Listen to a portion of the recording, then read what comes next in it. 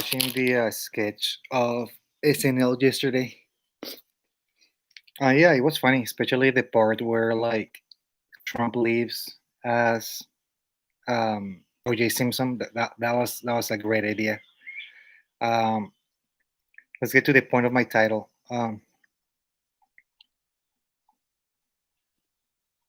It is known that like a lot of the white working class is a Trump supporter, and it is known that like the socioeconomics of politics in the United States are evident in the sense that most people with money voted for Trump, the middle class voted for Trump, college educated voted for Trump.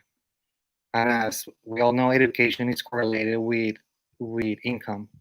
So has been a lot of talk about like Hispanic vote, and we all saw that we're not monolithic, which is obvious.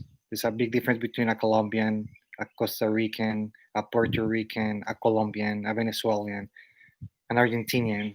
Things that in California a lot of times are ignored because I will say like 95% of Latinos in California are Mexicans, and that makes that everybody looks at Latinos as Mexicans. And I always told my kids that from a lot of the Latin countries, I love Mexican culture, and more than Mexican culture, I love their history.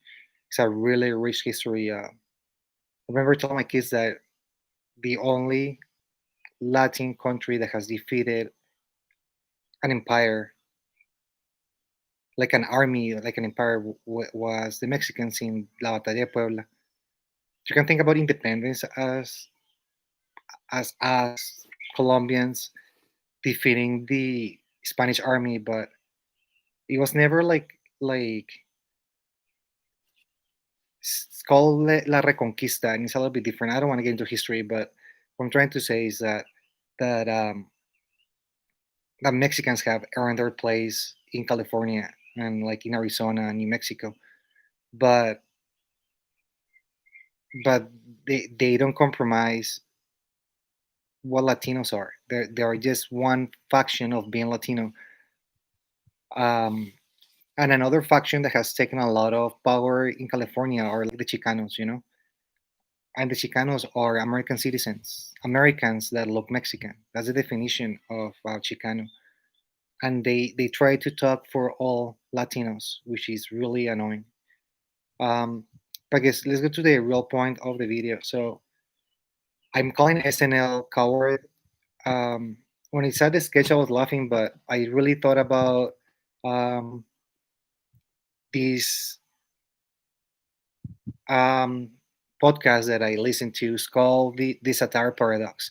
The Satire Paradox. And I think I don't know if I'm pronouncing his name wrong, but it's like Gladwell or something like that. Um, he wrote a really good book about Kip. Or well, not a book. He wrote the book named Outlier, which has um, it has a chapter dedicated to Kip that I hope all the people from Kip hear it, and a lot of the kids. But um, my point about them being coward and the fact that I was talking about Californians and the income correlation of voting is that it's really easy to appeal to the people with money and to the people watching them. A lot of Trump supporters that are like almost half the country, um, they don't watch SNL anymore because it became really partisan. Um, and that defeats the purpose of humor. Humor is one of the few outlets of society to speak the truth. And to speak the truth, you cannot be partisan. So it's really funny how they use SNL as a way to make Biden look stronger than he really is, because he's really losing his power, his mental ability, and voting for someone like that was really hard for the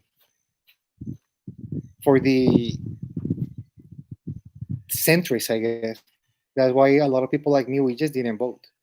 I feel I'm a centrist, and even though for personal reasons I couldn't stand Trump, as an American citizen, I have to think in bigger terms.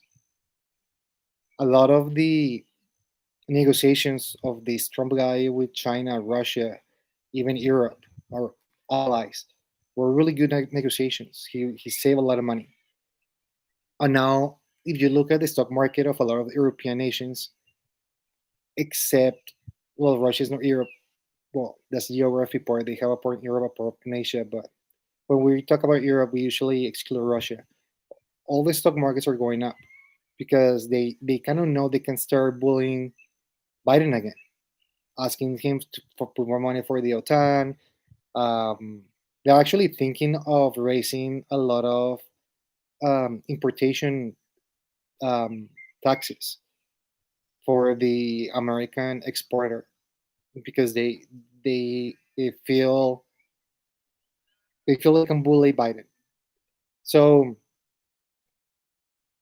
the whole point is that SNL, if they were really like a real funny show, they should be making fun of the new president because like he's the new guy in power. But at the same time, they're just fueling this narrative of the main media that the country is celebrating. The country is not celebrating. The country is highly divided, and half of the country is upset. And showing pictures of people celebrating as if we just won the Second World War is just inciting more pain in the loser, ignoring them as they felt ignored. And in all honesty, it's just fueling the return of somebody worse than Trump in 4 years. Um, but why do I call SNL coward? Is because like first they're talking to the richest people, the most educated people, the people that like people pay ads in places like SNL to be watched by somebody, and they want that somebody that is watching to be somebody with an income power, with power to buy things. So they are appealing to the rich. That's one reason they're coward. But the more reason they're coward is that Joe Biden has a lot of skeletons in their closet. If they wanted to be funny and be do the job satire has in society, they should have put Joe Biden touching Kamala Harris inappropriately. They should have made a joke about his son coming up asking for a new job in Russia because those things are facts. It's a fact that that guy Hunter got a job in Russia. That's a fact.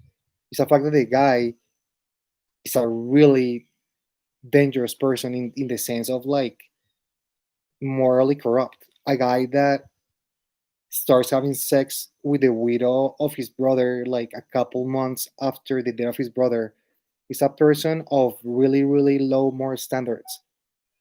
And he's raised by somebody, and that somebody is called Joe Biden. So Joe Biden is not a saint. Nobody is. But SNL has the obligation that humor has in society to tell the truth that nobody wants to hear, the truth that maybe most people cannot expose. And it's gonna be so funny because like all of these jokes are gonna appear in the third year of Biden where his popularity is down. And I'm gonna quote this video in 3 years and make it as a prophecy because I'm sure of this. In maybe 2 years, as soon as the popularity of Biden is down with what I call the rich, it will be okay to start remembering all his faults.